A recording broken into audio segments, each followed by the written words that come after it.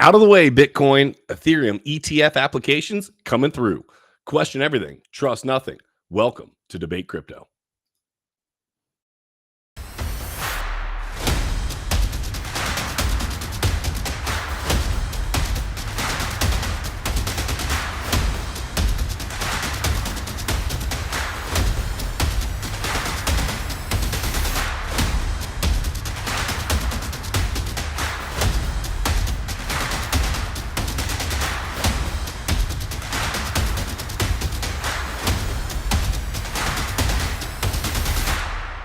Question everything, trust nothing. It's your boys, Keeper and Crusader, here on another Sunday fun day, ready to get it going. Crusader, how are you doing today, brother?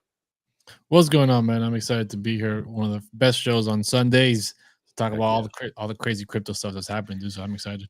It is definitely crazy crypto land. If you haven't been paying attention, I know the numbers have been boring, but sure, the SEC is sure trying to make things interesting and shake up the crypto space, or at least hold it down anyway. So stick around. Make sure you smash those likes, hit the bell notification if you haven't already, so that you get notified that we are live. We are live Mondays, Thursdays, and Sundays right now. And I do want to give you a little bit of an update. We are going to be upping the number of lives that we're doing as we get closer and closer to the upcoming bull run. We will let you know when that little changeover happens. We'll give you a heads up. Let me jump into the chat before we check out the markets, see what's going on. Who was first today? It's our boy Kenton Smith, part of the DCA fan. Kenton, glad to see you, brother. Glad that you're here. Hopefully you're having a great Sunday. Also, J Daz, OC Pet Doctor, and Aru are in the house. Thank you guys for being here. All right, let's check out the markets. Let's see what's going on there. We always start there. And oh boy, we got to get this night view on. How did that happen? There we go. Okay. Let's update it. We have got the global crypto market cap about as flat as it can be, 1.16 trillion with the T dollars. It is the weekend, so it's down 0.02%, basically flat. Bitcoin down below 29K at 28,971. ETH down below that 1850 number at 1826. Again, both of those just down a couple points of a percent. BNB up a little bit, XRP up a little bit. I think that 57-cent number, Crusader, on XRP before we see a dollar might be happening here shortly as you cackle in joy hearing that information. And then Cardano basically flat, actually totally flat. Solana and then Tron in the top 10 at 7 cents. All right, Crusader, you got any TA you wanting to run today, or are we going to I actually do. Cool. Let me show you Let's check here it out real quick. Cool. Even my daughter cries when she hears about XRP in the background. Mm-hmm. Yeah, that's exactly what's going on. She's like, XRP. So quick and easy. She's actually sad because you don't have any. So when the run happens, she's like, Daddy didn't take care of me the way he promised. Remember that movie? What is it called? Sound of Freedom. Yeah, that reminds me of XRP a lot. I'm just gonna say that. A lot of indented slaves and stuff. But over here to Bitcoin, right? Keep it simple, keep it short. Here on the macro level, I actually have some pretty good news. I mean, it's been happening for a while, but I can show you guys here that in 2022. Wait, hold on. Why is my 2022? There you go. We were in a regression trend, right? All through the bear market, which we're technically still in, but all of 2022 was nothing but down, right? And we respected this regression trend all the way down until we broke out this year in January.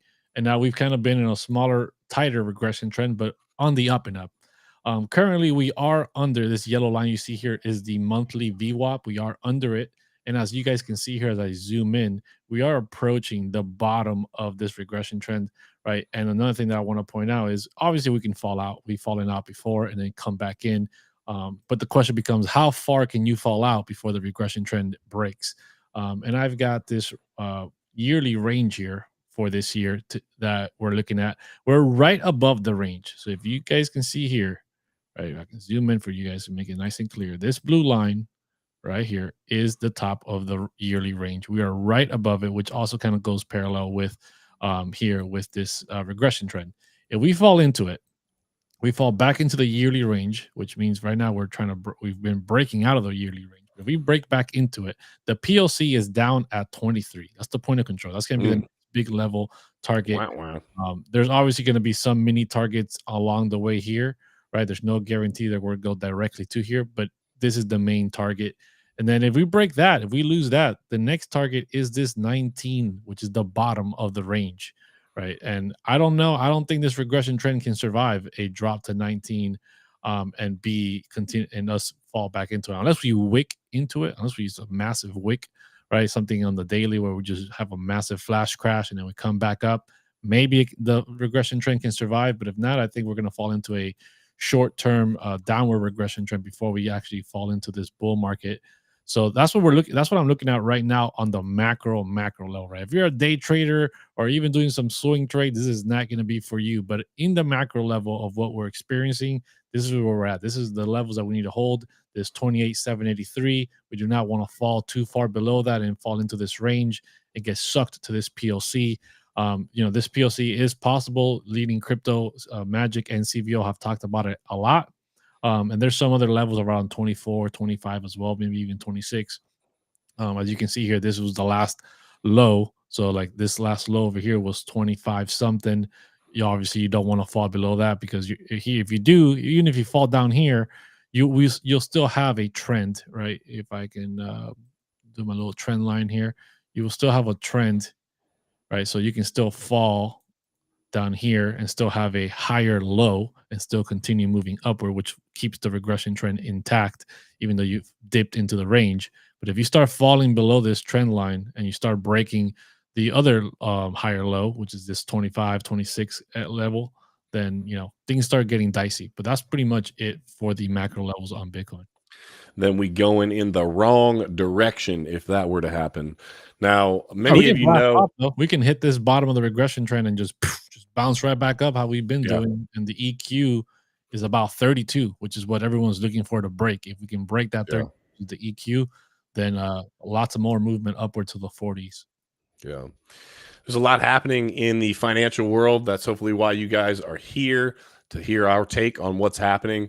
One of the big things happening we've talked about for a long time now is CBDCs. You probably get tired of hearing about it, but the reality is it is the direction that we are headed worldwide.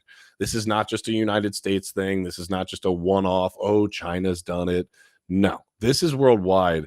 And a big player in the game in our worldwide markets is going to be obviously Russia. So Russia has actually kicked off. Let me scroll up here. Sorry about that. Bank of Russia kicks off digital ruble operations with, surprise, surprise, free transactions until 2025. It says after 2025, businesses and legal entities, after 2025, businesses and legal entities transacting with the CBDC would be charged a small fee for their usage, as they're going to be free now. The tariff for businesses for accepting payments for goods and services in digital rubles will be 0.3% of the payment amount, but not more than 1,500 rubles. It says Russian citizens would also enjoy free payments and transactions in the digital ruble. The bank explained that this move would incentivize Russians to maximize the operations of the national digital currency. I love some of the verbiage here in just a second. It says the bank confirmed that a pilot scheme for CBDC would begin this month with the participation of 13 banks. It added that the scheme would continue into different stages within 2 years of the digital ruble, and it's going to go into wider circulation by 2025. All right, so Crusader, talk to me about why and what's happening here. Why is this important? Why do we want to talk about it? What is happening here with the CBDC? Why does Russia matter to the United States? What do you see going on here? Well, dude, we've been talking about CBDC since the beginning of this channel, right? So we're coming up on 2 years now since we've been doing this channel, and we've been talking about it pretty often, and it's coming to fruition. We're seeing it more and more now, finally coming, right? We have some moves happening in the United States with Fed now. We've got obviously Russia. We've got China with their yuan. We've got a lot of other countries as well with what's going on, throwing their CBDCs. So now it's the easy convenience factor they always sell you on. We're gonna have free transaction, guys. You're gonna have discounted things on your transactions, on your taxes, whatever it is. It's all gonna be always a convenience factor, and they're gonna give you little incentives to always jump onto their digital CBDC. I mean, that's how they get you every single time. I mean, I was literally just watching TikTok the other day, and it showed me a video of when the great fog around the world was happening, how people were being incentivized for the the juicy juice through a burger. The guy, the prime minister of some country, I forgot who it was eating a burger and fries, and was like, if you think about, the thing, and you think about burgers, and you like burgers, I don't know what you're waiting for. They were literally incentivizing you with that. I mean, in Vegas, no, it wasn't in Vegas. It was in I think it was in Norway or some of these Netherlands countries. They were literally persuading people with free prostitutes. They were literally like, hey, you get it, and then you get it, right? You get it, and then you get it. And it's like any incentive you can think of that would you be get the juice, then you get to give the juice. So like whatever you can think of, no matter how crazy it is, they will incentivize you with it, and people will buy into it. So that's the problem here. Yeah, and it is going to happen. It's going this is coming to fruition. We've been talking about it. I know a lot of times when people hear us talk about this, we come off as I don't think we come off this way, but I've heard other people say like, oh, you come off as like scared of the world, and it comes off as kind of being a crackpot, and there's no way that all of this is going to push in the direction that you're suggesting. And I'm like, hey, listen. We've talked about this and seen this for years and years and years. The government doesn't do things for lack of control. They do it to add control. And so if they're able to take away privacy from you, they're not going to give it back. They're not going to be like, hey, I know we took some privacy from you. I know we gained more power, but we're feeling pretty good this year. We're going to give some of that back to you. No, it's how you very slowly but surely get pushed off that proverbial financial or economic cliff. And you look back and say, wait a minute, how did we get here? Well, it's this slow move to get people just comfortable. And then like Crusader said, then finally, when they roll it out, they've talked about it so much. They've showed you all of the great things that it's going to do, all of the convenience that it's going to give you. And it's like, well, that sounds good. Let me add one more layer to it. Now, we have in the United States, I'll use the United States because I don't know how Russia works with this, so I don't want to speak wrong here. But with the United States, I believe when we push out the CBDCs, it's probably going to start through the welfare system. It's going to start through Medicaid and Medicare and lower income people that don't have an option, right? Food stamps, all of it. It's going to be transacted in that form. And so what will happen is there will be such a massive, amount of financing flowing through these CBDCs. And then very slowly but surely, just like your federal ID that you need by 2025 to fly, they'll have an extended time period at which you're going to say, oh, shoot, I can't have cash after this point, but they'll start at a pressure point. And that pressure point will be people that are unfortunately less equipped to be able to say no. It will just be hey, we're forcing this on you. You want to get paid by the government? Here's how you're going to get paid. And then they'll push it on the businesses, and they'll give the businesses those same type of incentives where they'll say, hey, if you start only using the CBDC, we will give you tax incentives, for example. There will be a lot of different ways that it will get pushed upon you, in which, without getting biblical with it, there will be a point at which if you want to transact, you're going to play the game. You're going to use what they tell you. You're not going to have an option. And I can't go ahead. No, go ahead. I was going to say, I can't get into this story, but there is absolutely examples that we have seen recently. I'll just touch on the tip of it, of where the people said no. There's a bunch of cattle that got held up by BLM out in Texas. I was talking to Crusader about it earlier, and the people said no. And I'm not suggesting that people should get violent, but I'm saying that they had an uprising. They basically told the federal authorities, back off. And the federal authorities knew they were in a bad spot. My question becomes, how could we do that as a people? People are always saying, well, Keeper, you're always asking questions and bringing, this to light, but you never come with solutions. I don't know that I have a just flat out solution, but I do know that if enough people were to truly stand up and say, no, I am not going to jump on board with that. But the reason that they won't is exactly what they're doing right here. It's going to be more convenient. They're going to give you, well, that's cool. Yeah. That's easy, Yeah, the problem is there can't be a compromise, right? It's the same reason why a lot of things in government, if you compromise, right, if you give them the finger, they'll take the whole hand, right? And you just can't be willing to compromise. But a lot of people are willing to compromise, or it's like, okay, I don't like this aspect of it, but I do like this other aspect. So they always do compromises, and as those compromises build up, the government builds more and more power. And we've heard about the whole $600 transactions on Venmo, and they're going to be covering your transactions, right? And they're going to be charging you taxes on it. How much easier is it going to be when the CBDCs are in control to be able to literally just withdraw the taxes from every single transaction every time you pass $600 just straight out of the bank account? You don't need to report anything, right? So it's gonna be wild. Yeah, and if we've talked about the Bitcoin standard. I think one way, just kind of a thought outside of the box. One thing that I could say that I could see working would be, assuming that you don't believe that the federal government is actually behind Bitcoin. If we do think that it truly is a decentralized asset, hard money asset, if enough people just said, "Hey, that's fine, we're just going to transact in Bitcoin," and the small business owners are the ones that somebody made a comment that said, "You first." Dave Digital said right here. Let me pull up. He said, "You first. No, you first. No, you." And effectively, if the small business owners were to take that leap first and say, "Hey, I'm not transacting in a CBDC, I'm transacting in Bitcoin. That is what I will be transacting in." And if enough small businesses started to do that, they could effectively opt out of where we're headed with the CBDC. So pray for our country. That's always, something we need to be doing. There's a lot more chaos than just the CBDCs that are happening, but financially things are falling apart. And they are looking for any and every solution that they can to be able to provide you with what appears to be a good solution to a problem, when in reality it's just another ploy or scheme, as you saw in the verbiage in the article, to gain more control and take away more. Never compromise. Always, people have to pick a hill to fight on and stand their ground.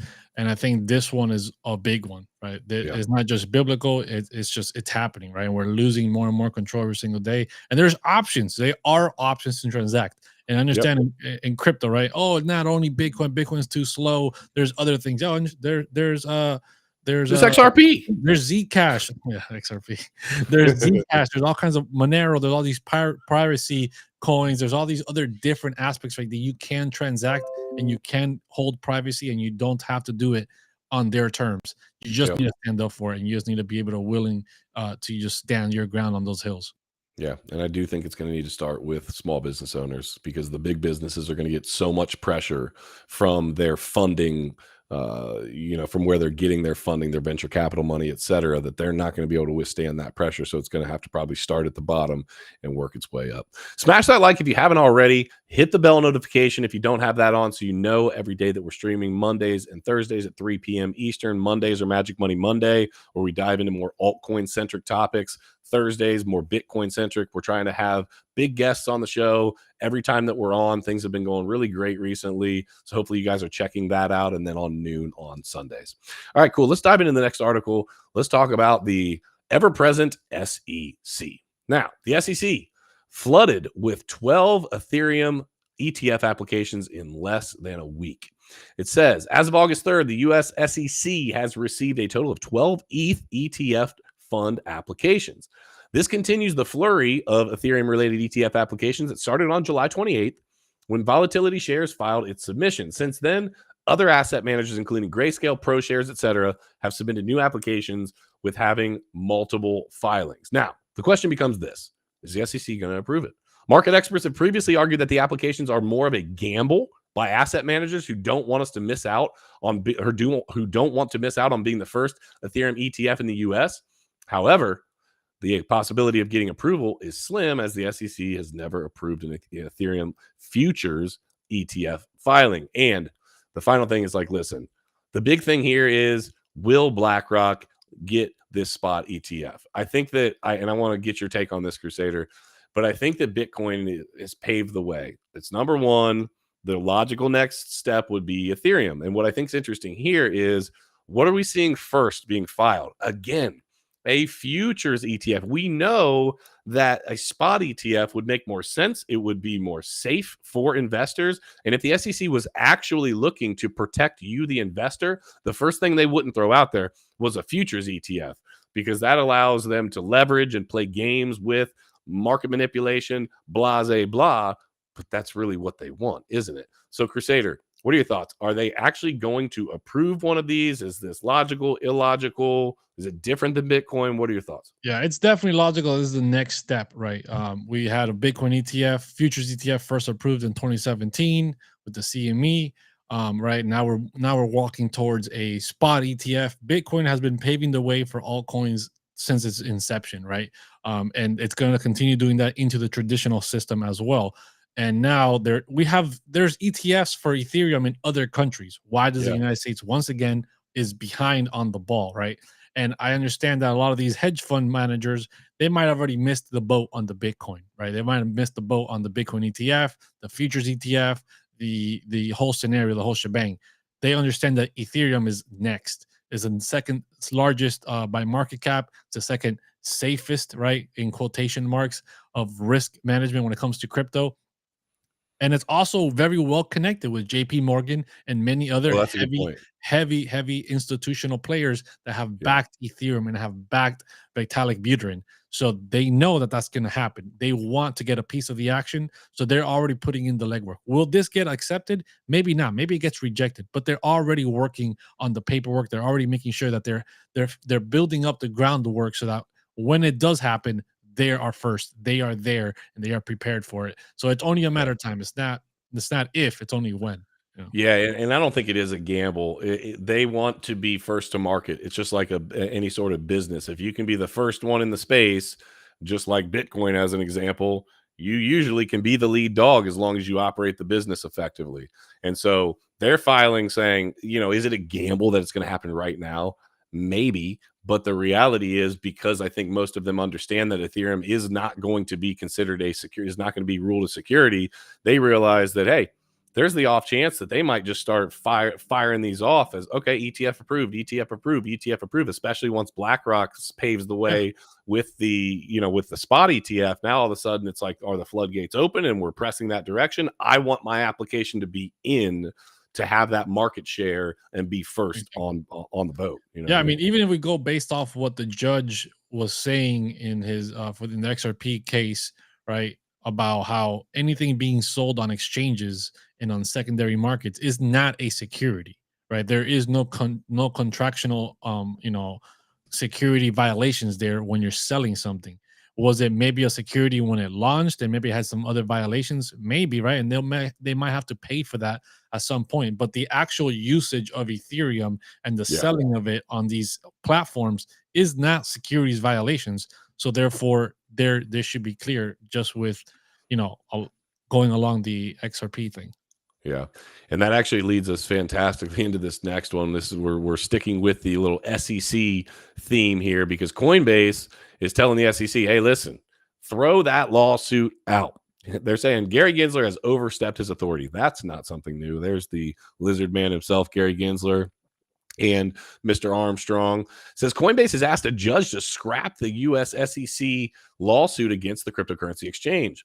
The San Francisco-based exchange said in a federal filing that the SEC's claims must be dismissed because the subject matter falls outside the agency's delegated authority. Okay, let's look a little further into this. They're arguing that none of the digital assets and services it offers qualify as securities because, as a matter of law, none of them, digital assets, are. Because of that, these claims must be dismissed. By ignoring that precedent, the SEC has violated due process, abused its discretion, and abandoned its own earlier interpretations of U.S. securities laws. The crazy thing is with this, to me, Crusader, is that they want to call crypto the Wild West. The SEC is playing with money like it's the freaking Wild West. They are out there guns blazing, coming after anyone and everyone that has money, right? If you look at who they've gone after, let's look at some of the big dogs. XRP, absolutely massive. They knew going into that, okay, are they going to have money to fight us? Yeah, for sure. But they also knew if we get a settlement, we're hurting for cash. We could probably pull a bunch of money here in the process. Now, Coinbase, Kraken, Binance, they're going after all of the big dogs. Why do I think that? I think that for really one reason.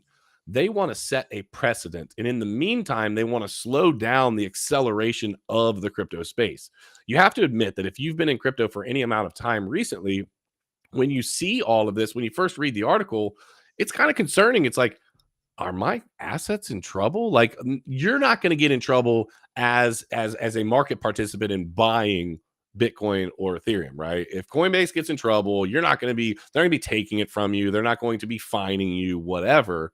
But if they set a legal precedent that these are all securities, it changes the whole freaking game as to what's happening. And that's what they're trying to do. They're trying to say, listen, we're either going to get a bunch of money out of you, or because you lead the way, because you pave the road into this crypto space, you are going to be the one that effectively leads the way for the rest of the ship to go down. You're going to be the captain that goes down with the ship, is how I look at this when I see them continuing to fire off rounds at all of these big exchanges. Do you see it differently? No, dude, I agree. Right. The problem is they're going after Coinbase because Coinbase is the crypto beginner friendly platform that everybody in the United States has been using. Right. Coinbase has been around the longest amount of time in the United States when it comes to crypto being a crypto exchange. And if they know that they can make Coinbase bend the knee, whether it was for the lending product scenario when they were trying to lend more than 4%, right, or whatever, every other exchange in the United States below them that is trying to compete with them will 100% bend the knee, because if Coinbase can't beat the SEC, then They're no not. other exchange stands a chance to beat them.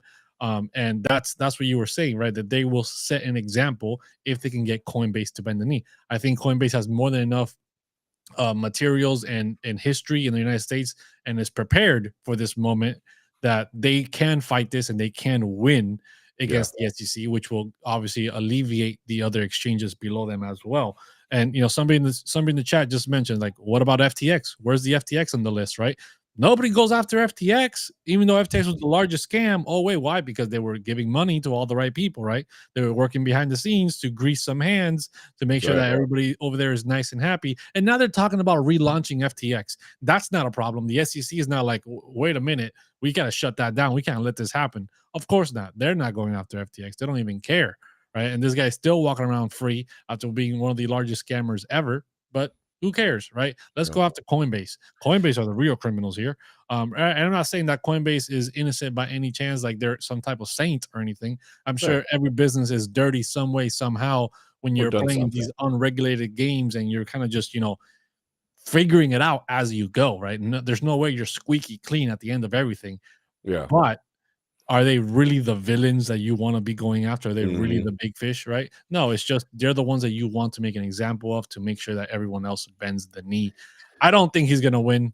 I don't think that the Gary Gensler has had such negative situations occur back to back against him now. And there's so much fires in every direction towards him that, there's not enough fuel on his side to be able to go the distance on that fight. I don't think he's got the endurance for it. And there's just not enough approval behind him to be able to make that push. Yeah, and I think the other thing that we need to realize is that the idea behind this is to create fear. Okay, so they're starting at the top to create that fear because those will make headlines, right? What's the other thing that we saw this last week? I don't know if any of you paid attention to this. Crusader and I definitely paid attention to it. They're going after crypto influencers. Okay, now do we have enough of a following for them to come after us? No. Have we done hardly any paid promotions that we're concerned about? We can't even pay the bills. No, yeah, we're just trying to get by here, right? But the point is, if they can instill enough fear into people that are promoting, people that are talking about, people that are basically bringing awareness to this thing that they're so scared of, which is the crypto space, then that fear, then if it let's use an example. If Crusader and I got the opportunity to promote either a project or a wallet or some sort of a DeFi application, whatever, that we truly believed in, that we liked, it sounded good, something that we would actually do, and we're seeing articles all over the place that, hey, they're coming after crypto influencers, it makes you think twice. It makes him and I have a conversation to say, hey, is this worth the couple $1,000 or whatever it is to promote this, or is it not? And what does that do? It slows down their ability for growth. And that's all that's really happening here. They're just trying to slow the bus down. I think the SEC knows that it's not going to stop. They can't put the e-brake on and just stop this whole thing that is the cryptocurrency space. They know better than that. But if they can slow things down enough for their counterparts, for all of the big money that we've talked about before that maybe didn't get in as early as they wanted to, now all of a sudden those palms that are getting greased in a little bit different fashion, right? Hey, we'll scratch your back, you scratch ours. I'm going to slow down this whole thing that is the running bus of cryptocurrency right now, so that when prices drop, we can force the prices effectively to drop out of fear and manipulation of these markets. You guys can get in, make your money. We know it's going to move long term. I mean, I don't think that it's really anything more than just a ploy to just slow it down. So that's kind of my thoughts on it. Crypto fam, smash that like if you haven't already. It's Sunday afternoon. It's about 12:30. Make sure you hit the bell notification as well. Again, I've been reminding you guys just to keep everybody up to date. Mondays and Thursdays, 3 o'clock. Sundays at noon. So thank you guys for being here. We love you guys and appreciate you for being Matthew here. Barnes says, don't worry about the SEC, worry about the IRS. The IRS is another interesting one, right? With the whole 87,000 agents coming and knocking on your door and all this stuff for your $600 transaction, right? You didn't pay that you didn't pay the taxes on. It's definitely an interesting one. And there's a lot of talk about it in the political campaigns about what they're going to do with that. They're going to shut it down. They're not going to shut it down. It's going to be tricky, man. It's definitely going to be tricky. I think there was like, well, what was the statistic that we read one time? It was a few months ago when we did our crypto taxes. That was basically like less than 3% of people in crypto literally declared their taxes. We're actually declaring their taxes. Yeah, we had the conversation and we were like, let's see here. Declare, don't declare. I'm not, listen, I used to live a crazy lifestyle. A lot of you know that. I am not getting out of that to then go to white collar jail. Like, no thanks, I'll pass. So, you know, pay your taxes as always. But, you know, the other thing, Crusader, is with the IRS, it's kind of piggybacking off of that comment, is the stuff that came up in March about the Biden administration. We started to touch on this earlier before the stream. The Biden administration putting out this 20% on 20% Unrealized tax on unrealized capital gains. Let me just touch this real quick and we'll dive into the next thing. Okay. Unrealized. What's okay. So capital gains, an example of a capital gain would be I buy the house for $500K. I sell it 2 years later for $700K. I have a $200,000 realized because I sold the house capital gain. This proposal was to tax you on unrealized capital gains. So let's use the cryptocurrency space as an example. So you buy Bitcoin at 30K. It jumps to 60K by the end of the year. Let's say you bought one Bitcoin. We'll make this really simple. You have that $30,000, right? If you sold, right? If you sold, you would have a $30,000 realized capital gain that you owe taxes on because you sold it. You made that profit. Okay, you owe taxes. Even though we hate taxes, that's how that would play out. What he's suggesting and what they're trying to, or we're trying to, I'm not sure where it's at in the process, so don't think that I'm misquoting this. I'm not positive where this is in the process. But what they were proposing is that if it's at 60K at the end of the year and you bought at 30K at the start of the year, guess what, mother effer? It's time to pay up on the 30K whether you sold it or not. And the funny thing to me is, if you extrapolate that idea out, there's two things that are glaringly wrong with this. The first thing is themselves, right?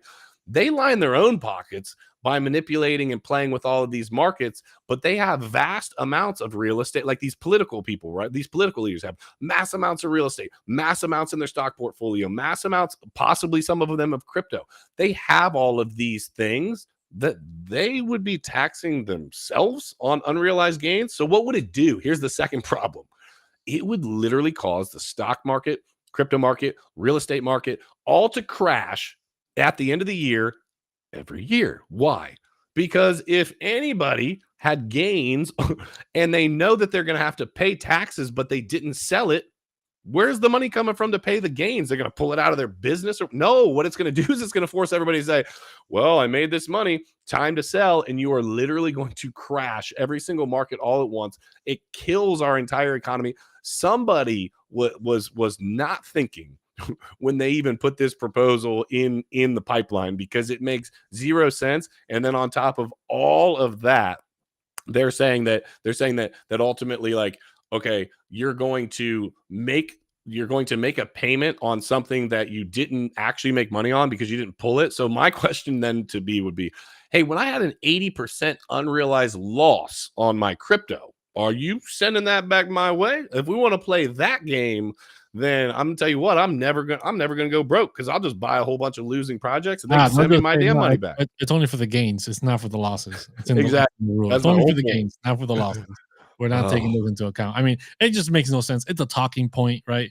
If it does, I don't think that would ever pass, no chance. just because it just doesn't make any potential sense. They use it as a talking point to fight against the rich, right? Oh, the rich have all these assets that they're sitting on, and they're just gaining all this value, and they're paying no taxes on it. How dare they? How dare they not pay any taxes? They're How the dare reason why this country is broke because they're not paying up their own portion, right? It's not the fact that not we're the hundreds of inflating. billions of dollars that Yeah. we send overseas that we don't even know where it's at. Yeah, it's not all the money that we're printing and sending to other countries, and we're not investing into our own into our own country. It's none of that. It's none of the things that we're doing. It's the rich people. The rich It's people are the you, not problem. me. That's right. And people don't realize. People buy into that, and they're like, "Damn, they're right. It is the damn rich people, those damn bastards, right?"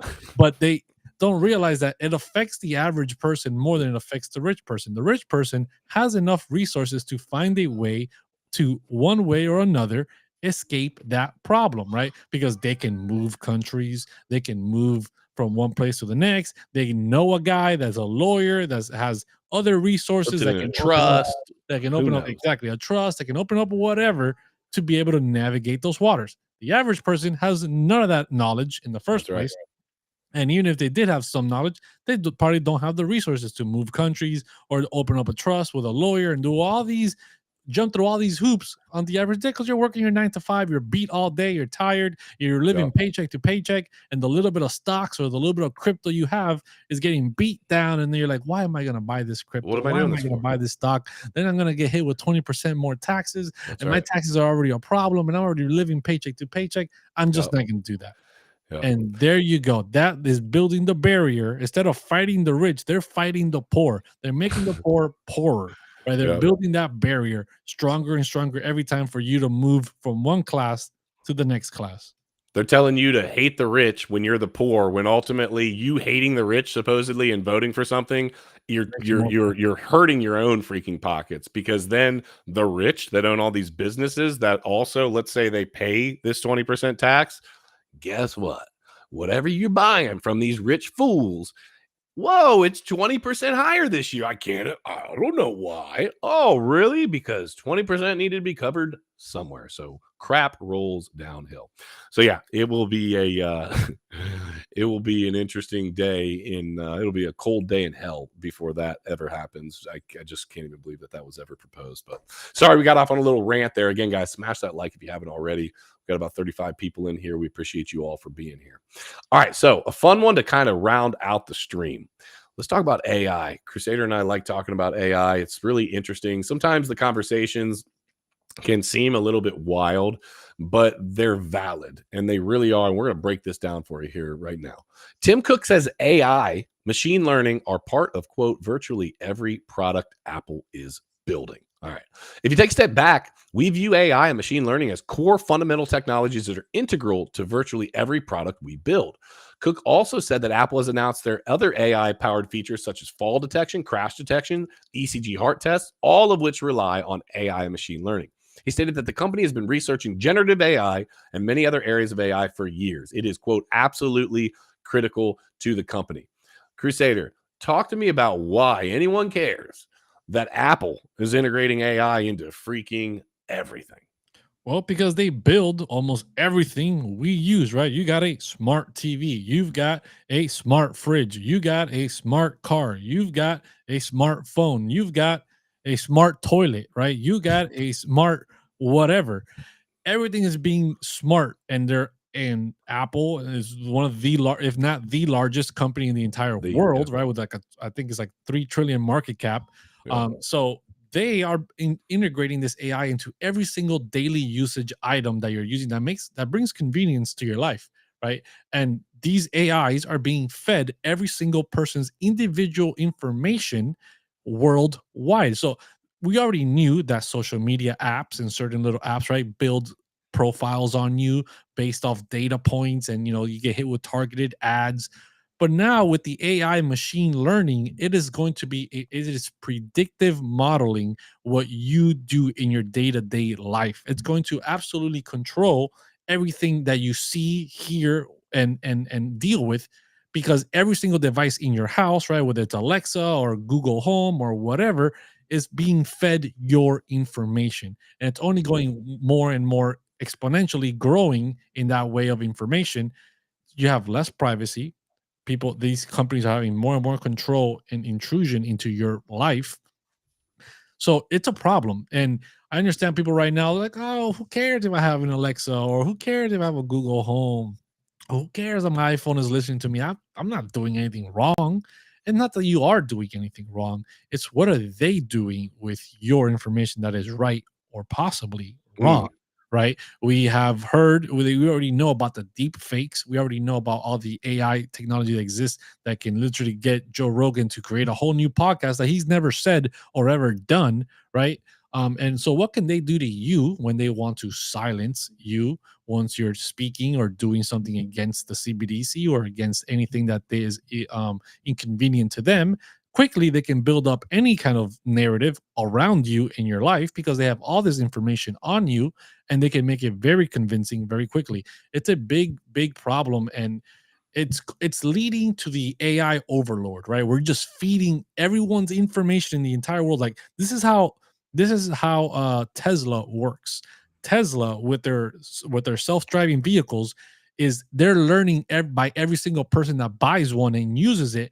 The machines are learning by the people driving the cars, and they're learning and learning from every single person that buys. So every single person that's buying a device now from Apple and many other companies that are all competing with Apple have to also use the AI technology to stay competitive. So now it becomes Mm. everyone is doing it. Yep. They are all learning from the individuals, and we're all feeding this back to Ultron, which eventually is gonna be the overlord because it knows everything about everyone, and it is a problem. Here comes AI president. I mean, Yeah, for sure. And I think what could inadvertently happen, and we might not know it, is you could almost inadvertently become an NPC. For those of you who don't know what an NPC is, non-player people are already character. doing that on TikTok. They definitely are. Okay. That is already happening. There's no doubt. There's tons of NPCs running around, but let's look at it. All that information that Crusader was just talking about that's coming in, coming in, coming in. And then you're getting fed, fed, fed. And you're looking at your TikTok stream, right? Just little things that you do on a daily basis that are being fed and broadcast towards you, right? Let's use TikTok as an example. Think about the things that you like. Think about how your TikTok feed versus your wife's or your husband's or your friends or whatever feed is so much different. Why is it? Well, because TikTok's gathering all that information and it knows what you like, right? So effectively, they are programming you by seeing, they know what you like. They know it's an economy of attention. And so if we take the AI, which is, hey, guess what? I've got an iPhone, right? So many iPhones out there. These iPhones are already tracking what you're doing, where you're doing it, when you're doing it, how you're doing it, why you're doing it, all of this information. While a lot of it seems cool and convenient, and it can let me know if I'm having a heart attack and this, that, and the third, it can also literally track any and every little thing about you that once they actually put into play the AI technology into some of these robots that Boston, what do they call Boston? Boston Robotics, right? Boston Dynamics. Boston Dynamics, yeah. Boston Dynamics as an example. Once they input this AI that has learned about every single thing that you do, that your buddy does, your neighbor does, your mother does, whatever, they put that into play. And now all of a sudden, what's the next step, right? Crusaders talked about it before. Do we become useless at that point because they're faster than us? They learn better than we do. They don't make the same mistakes that we do. They don't need to sleep. They don't need to eat. They don't need the eye toilet that somebody said in the in the chat, because they don't need the toilet. They don't need any of this stuff. So Dude, what do they need us for? we become the precursor of the Matrix movie, right? Where all the humans are stuck in these pods and they're being used as electricity batteries That's right. to feed the AI, right? That's the only use we have, is that we have some electrical charge That's as right. a human being. And it's like, Yep. that's all we're doing. We just become batteries for the AI robots. And it's That's just like all we got. anything else, right? Like Apple, Crusader was touching on a second ago. Apple leading the way. Well, they're the largest company in the world, and it is all, we're talking about this attention economy. Well, it's also a money economy, obviously, right? We need money to continue to move. What the biggest player in all of the world is doing this, and it is creating more of a money flow for them. What's everybody else going to do? Just get left behind? Just like, I mean, there's some dangers involved in that. No, they're not. They're going to take that risk. They're going to dive in, and they're going to try to worry about the problems later. But the facts are that there is a lot of reality to the idea that this AI could cause a lot of problems. And we're not trying to stir up fear. I'm not the one saying that we're going to have a Terminator like, existence and these machines are going to take over and da. I'm not sure that I'm on board with that, but I will say, as I learn more and more about what this AI is doing, it could actually happen. And don't think that it couldn't happen sooner than you think. The Terminator's coming. It's just not going to be Arnold, right? It's going to be Trump. Trump is going to be the AI robot. That's going to be the big plot twist here. When the Matrix takes over and they win, right? It's going to be, you're going to see the face fall off and it's going to be Trump. Trump is the robot. He's the Terminator. And he's like, I'll be back. Right. That's right. I'm telling you, that's going to be the plot twist. They've already made him the bad guy in just about every facet of life at this point. So that's where success can lead sometimes. Well, Crypto Fam, we appreciate you for being here. You could be anywhere on a Sunday afternoon, but you are hanging out with us here at Debate Crypto. Crusader, hope you have a wonderful day. Crypto Fam, we love you guys. Just remember to question everything. Trust nothing. And until next time, hodl like it's hot. We'll see you soon.